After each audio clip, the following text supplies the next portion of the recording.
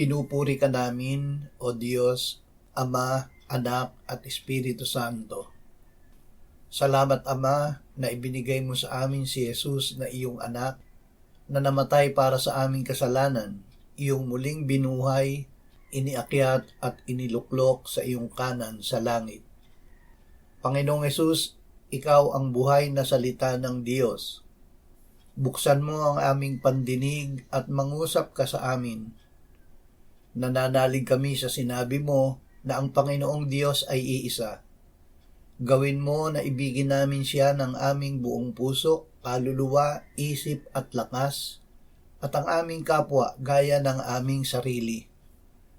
Salamat na ito ay magagawa namin dahil ibinuhos sa aming puso ang pag-ibig ng Diyos na ang Espiritu Santo ay ibinigay mo sa amin.